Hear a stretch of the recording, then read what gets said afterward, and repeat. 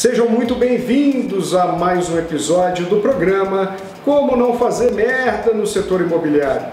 O objetivo desse programa é tratar os principais erros cometidos dentro do processo de originação de um novo produto de base imobiliária. Meu nome é Cristiano Rabelo e o tema de hoje será os 3 erros básicos cometidos no processo de lançamento de um novo empreendimento imobiliário. Gostou do tema? Se você gostou, já deixa seu like aqui, se inscreve no meu canal e não esquece de ativar as notificações para você receber em primeira mão todos os vídeos que nós estivermos postando. E se você achar que isso faz sentido, compartilha com mais pessoas.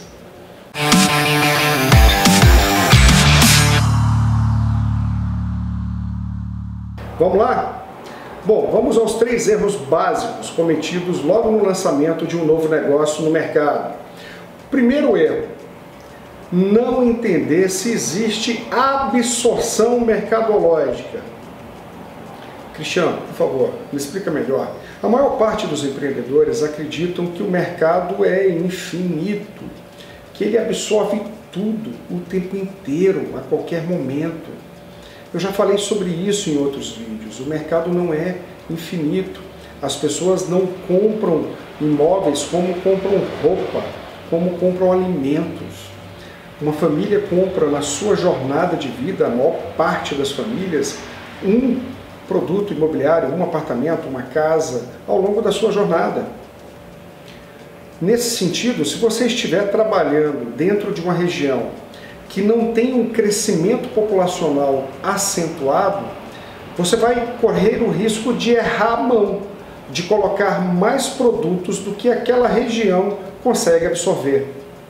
O potencial de mercado consiste exatamente em entender o tamanho desse mercado, a quantidade de famílias que podem comprar o teu produto, mas num contexto mais aprofundado. Como assim, Cristiano? Eu preciso entender se a demanda é maior do que a oferta. Eu preciso entender se tem demanda reprimida na região. Olha só que interessante. E nesse momento, a gente vai precisar construir a informação. Vamos começar primeiro pela parte da demanda. Na parte da demanda, a gente vai buscar entender e levantar as informações do perfil sociodemográfico da região. A gente vai começar a entender a quantidade de famílias, a quantidade média de pessoas por residência, que é o que nós chamamos de adensamento domiciliar. A gente vai começar a entender a renda bruta familiar, não estou falando renda tipo CPF, renda bruta familiar, que é a composição básica que prevê a capacidade de endividamento para financiamento de longo prazo, que é a renda do marido e da mulher. Então, nesse sentido, basta a gente pegar a renda bruta familiar, domiciliar. A gente vai começar a entender o perfil de idade, ou seja, qual a quantidade de famílias, de pessoas que estão numa idade economicamente ativa. Normalmente eu gosto de definir como economicamente ativa aquelas pessoas que têm a maior capacidade de aquisição de produtos imobiliários e, sobretudo, formação de novos arranjos familiares. Aquelas pessoas que têm o maior potencial de casar, de separar e por aí vai. Como diz a nossa avó, quem casa quer casa. Pois é, normalmente a idade, eu gosto de trabalhar entre 25 e 59 anos de idade. Algumas pessoas gostam de descer um pouco mais, de pegar o jovem já de 20 anos de idade. Mas, historicamente, a maior participação, seja ela nos arranjos familiares ou na aquisição de produtos imobiliários, ela é um pouquinho mais tarde. Ela fica exatamente nesse delta, estou falando da maior parte do padrão, entre 25 e 59 anos de idade. Olha que interessante. Então a gente começa a entender o perfil da pirâmide etária, né? Ou seja, a idade da população. A gente começa a entender o adensamento por região, quais são os bairros que são mais adensados. A gente começa a entender a quantidade de famílias que moram de aluguel. A gente começa a entender a quantidade de famílias que têm domicílio próprio quitado. Essas pessoas não têm dívidas, elas podem fazer um upgrade ou simplesmente investir, comprar mais imóveis e alugar, ou ajudar o filho a comprar um imóvel, que acontece e muito. Então, nesse momento, a gente consegue o quê? Tanto a gente consegue levantar o perfil da demanda, como nós conseguimos qualificar esse perfil. A gente consegue entender quantas famílias potenciais compradores estão em classe A, estão em classe B, estão em classe C, e aí a gente vai começar a filtrar, a correlacionar esses dados entre eles, tentando entender, por exemplo, qual a quantidade de pessoas que estão na classe média, que moram de aluguel, qual a quantidade de pessoas que estão na classe alta, que tem também a moradia em aluguel, quais são os bairros mais adensados, que têm a maior quantidade de famílias, quais são as regiões que têm o maior adensamento do público que eu desejo trabalhar. Olha, que eu estou falando, levando em consideração toda a geografia da cidade. Entenda que isso não é lead, a gente está realmente levantando o tamanho desse mercado. Eu não vou entrar aqui na seara de área de influência. A área de influência que a gente vai trabalhar, ela pode ser um bairro, ela pode ser uma cidade, ela pode ser uma interseção entre uma ou mais cidades. A área de influência é basicamente aonde eu consigo migrar as pessoas, né? Quanto mais mobilidade urbana a cidade tiver, mais a gente consegue migrar todo mundo para comprar de todos os lugares. Quanto mais trânsito, maior problema de mobilidade, nosso raio de influência ele é menor. A nossa área de influência para trabalhar e para captar demanda ela vai ser menor. Em síntese, observe que nesse momento a gente consegue tangibilizar o mercado pelo viés dos potenciais compradores. Agora a gente vai para a segunda variável nesse primeiro tópico ainda, que é a oferta. Eu já falei aqui em outros vídeos como coletar essa oferta, como filtrar a oferta e segmentar e, sobretudo, pegar as ofertas de terceiros, de estoque e, se possível, tudo que está no pipeline de desenvolvimento da prefeitura. O objetivo aqui é você entender o que está sendo ofertado para esse mercado.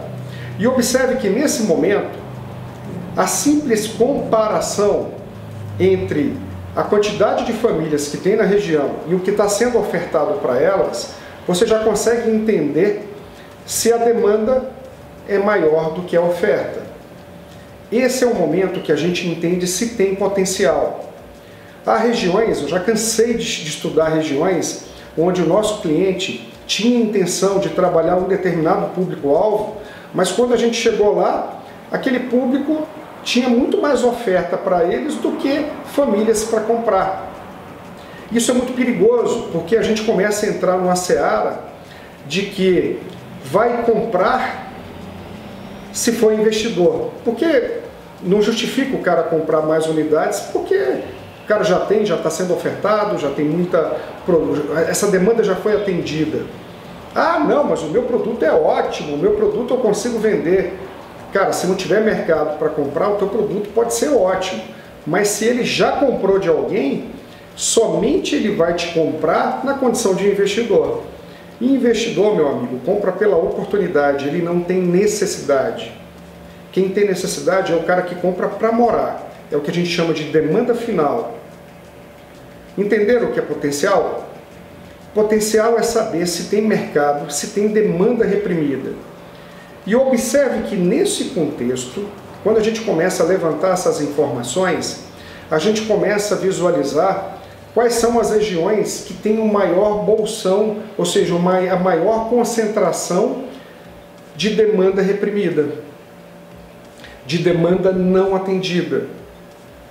E aí a gente começa a entender a lógica urbana da cidade. Caramba, será que a gente consegue migrar esses bolsões? Será que a gente consegue inserir, tem terreno para a gente inserir um produto que atenda essas pessoas num raio menor, num raio de deslocamento menor? E aí a gente começa a entender exatamente se a primeira premissa ela está sendo atendida. Tem mercado. Observe que eu não estou nem perguntando se esse mercado quer comprar. O primeiro passo é entender se tem mercado.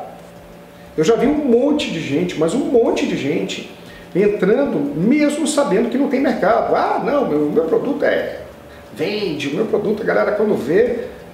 Bom, não é assim, não é bem assim que funciona. É bem mais perigoso. Tranquilo? Vamos para a nossa segundo maior grande erro. Precificação. Não respeitar a variável básica da não precificar, levando em consideração a variável mais importante, capacidade de compra. Você precisa entender se aquele produto, se o preço que você está definindo, o teu potencial comprador consegue comprar. Não adianta encher de custo, não adianta pegar uma incorporação que eventualmente você fez mais cara, o terrenista estava cobrando mais alto, enfim, e você foi acumulando preço, jogou a tua margem e empurra a goela abaixo no mercado. Não é assim que funciona. A gente precisa entender. Eu gosto de começar de trás para frente. Primeiro eu gosto de entender o preço do produto que aquela família consegue pagar. Ao mesmo tempo, eu preciso entender o perfil de adensamento. Em média, são quantas pessoas por residência? É uma família com 2 filhos? É uma família com 1 filho? É uma família sem filho? São solteiros? Isso já dá condição de entender o quê? A metragem quadrada e a tipologia de produto mais aderente para aquela região. E aí a gente vai o quê? Caraca, essa galera consegue pagar? Levando em consideração as premissas de endividamento trabalhada pelas instituições financeiras, que eles endividam em até 30% da renda bruta familiar, renda de marido e mulher em conjunto. Será que eles conseguem pagar? Observe que a gente começa de trás para frente. Eu adoro fazer essa desconstrução. Por quê? Porque o mercado ele tem a mania de vir construindo o preço de metro quadrado, o cara pega o custo da incorporação, vai empurrando, chega no final, ah não, o preço que tem que ser aqui é preço X. Calma lá, meu amigo. Você está desrespeitando o quê? Quem vai fazer com que o teu negócio dê certo? O teu comprador. É nessa lógica que a gente começa de trás para frente. Bom, o produto que dá lá para fazer é 300 mil, um exemplo. Esse produto, o ideal seria um 2 quartos de 75 metros quadrados, que é o perfil do adensamento. Maravilha. Aí a gente vai fazendo a conta de trás para frente. Beleza, com essa incorporação, com esse custo, com essa tributação, fecha a conta financeira, aí é uma outra etapa. Essa é uma outra etapa. Mas se você não precificar o teu produto, levando em consideração o que o teu comprador pode pagar, você já errou de cara, logo no início. Primeiro, potencial de mercado. Segundo, precificar o meu produto, levando em consideração o seu perfil de adensamento e, sobretudo, a sua capacidade de compra. Quem manda é quem compra, gente. Ah, mas Cristiano, eu vou trabalhar um AAA, vou agregar conceito. O mercado de luxo ele é diferente. O mercado de luxo ele aceita, ele compreende conceito. A gente quebra a linha padrão do preço. Mas eu preciso encontrar esse mercado, e normalmente o mercado de luxo, de alto padrão, é um mercado pequeno, é o menor mercado que tem. O maior mercado é o mercado de médio e popular. Esse, meu irmão, não dá para errar. Errou o preço, o cara não te compra, ainda que ele queira. Ele vai passar, vai olhar o teu apartamento, vai olhar o teu imóvel, vai falar, ah, que pena, eu não aguento pagar. Não adianta, se o cara pode pagar uma prestação de R$2.000 por mês, você impor uma prestação para o cara de R$2.700, R$2.500. Eu estou falando de um financiamento de 15, 20, 30 anos. Uma coisa é você extrapolar o teu orçamento 2 meses, 3 meses, 6 meses. Outra coisa é você extrapolar o teu orçamento em anos. Repito, ainda que ele queira, ele não compra. E aí você vai achar que não tem mercado, mas não. Você errou por não entender o que ele pode pagar. Terceiro erro básico: não entender a velocidade de venda do teu projeto. Putz, cara, isso é muito doido. Cristiano, como é que eu consigo visualizar a velocidade de venda? Ah, basta pegar o meu histórico, aquilo que eu vendi no passado. Ah, exatamente, eu vendi X% nos 6 primeiros meses e fui trabalhando uma linha de venda mensal. Cara, o que você vendeu no passado ficou no passado. Aquilo teve influências externas e internas que fizeram com que tudo aquilo ocorresse.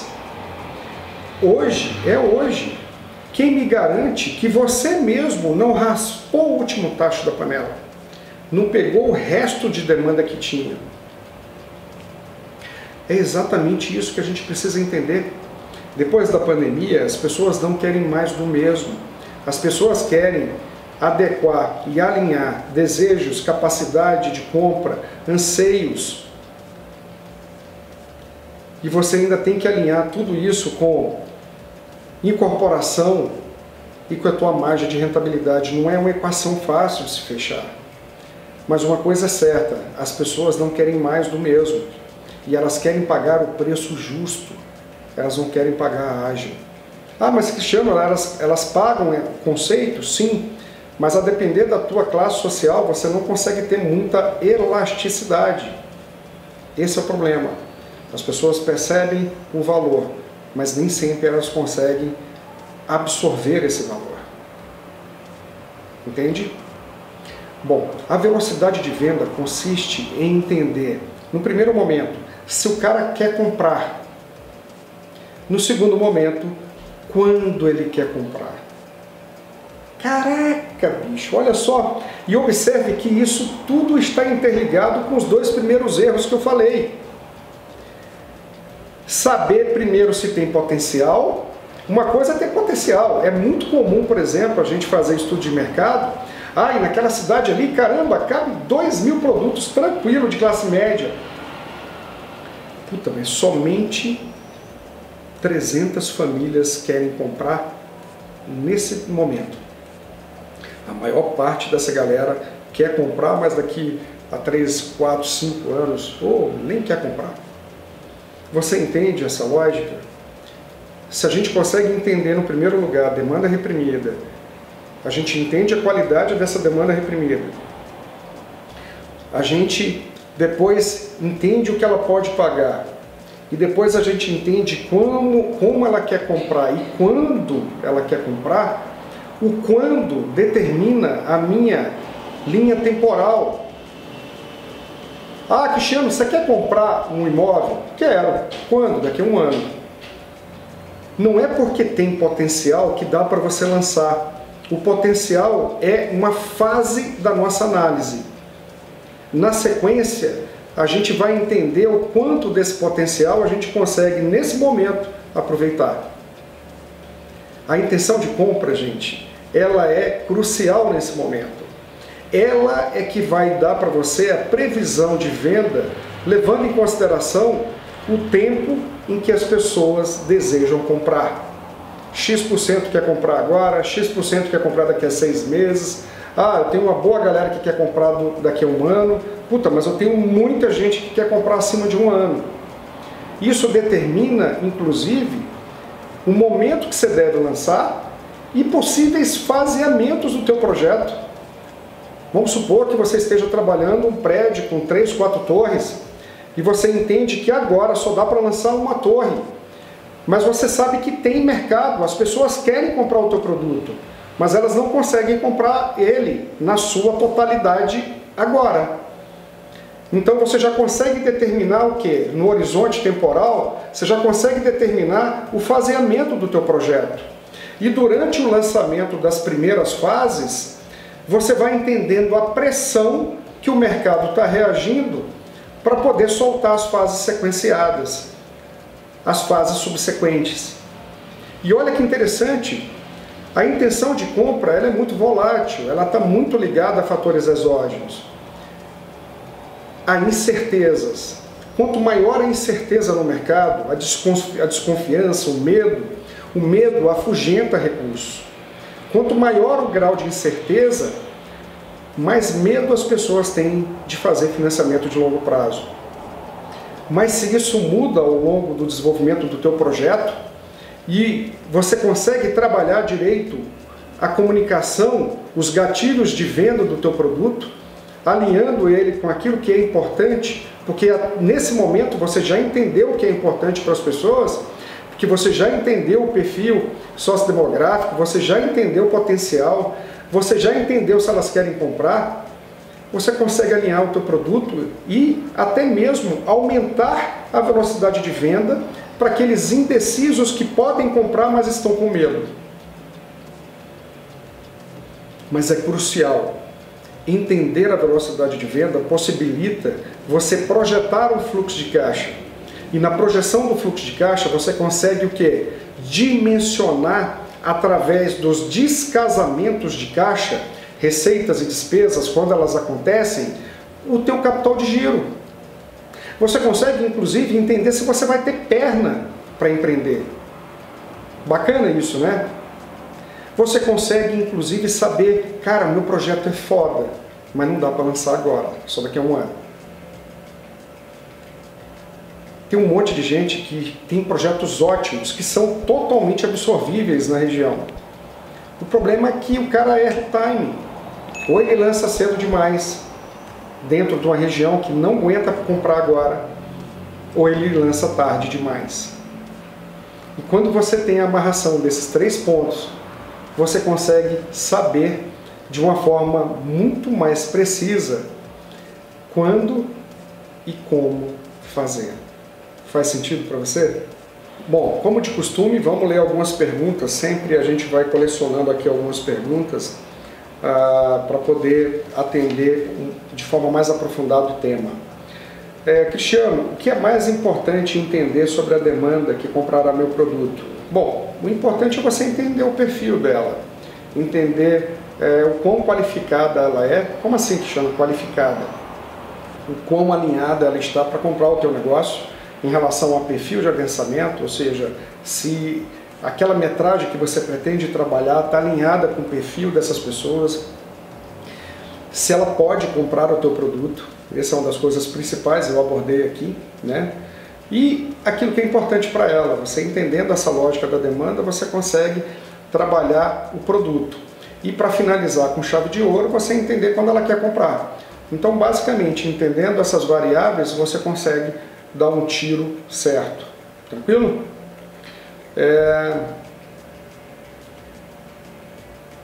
Cristiano, como Como estimar a velocidade de venda de um lançamento sem utilizar histórico? Bom, é aquilo que eu falei. A velocidade de venda ela é estimada levando em consideração a intenção de compra espacializada no tempo. Histórico, gente, basicamente eu gosto de considerar somente para custo. Ou seja, você vai levar em consideração o teu modus operandi, ou seja, toda a lógica que você tem, o teu background de construção. Né? Aí a gente utiliza histórico, mas para mercado você não controla. Então, para cada projeto que você for trabalhar, é sempre importante você entender e medir a intenção de compra, como ela está. Tranquilo? Qual o risco de não saber precificar o produto? Cara, risco de não vender. É simples. Como consigo identificar se ainda há espaço no mercado para realizar o lançamento? 2 maneiras. Uma entendendo o potencial e outra entendendo se esse potencial quer comprar. Então, primeiro, entender se eu tenho uma demanda maior do que a oferta, se tem demanda reprimida, ou seja, demanda não atendida pela oferta. E segundo, saber se ela deseja comprar.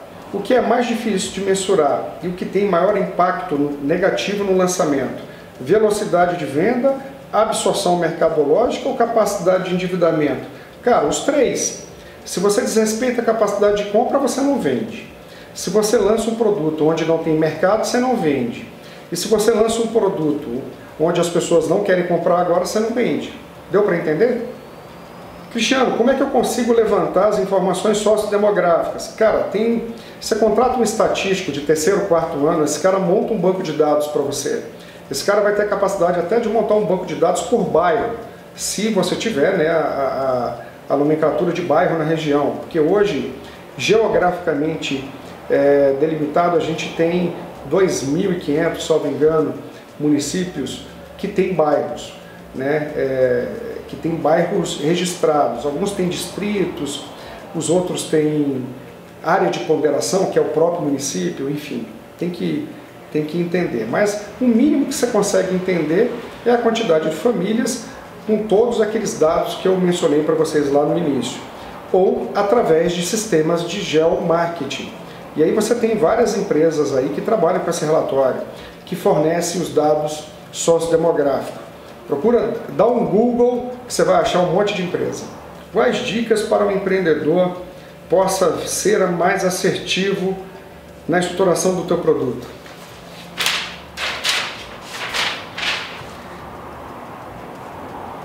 Não cometa esses 3 erros. Bom, se você gostou do vídeo, dá o seu like, não se esquece de se inscrever no nosso canal, ativa as notificações para você receber. Bom, se você gostou do vídeo, já deixa o seu like, não se esquece de se inscrever no nosso canal, ative as notificações para você receber em primeira mão os novos vídeos e compartilha com quem você acredita que faz sentido. Até a próxima. Ficou bom?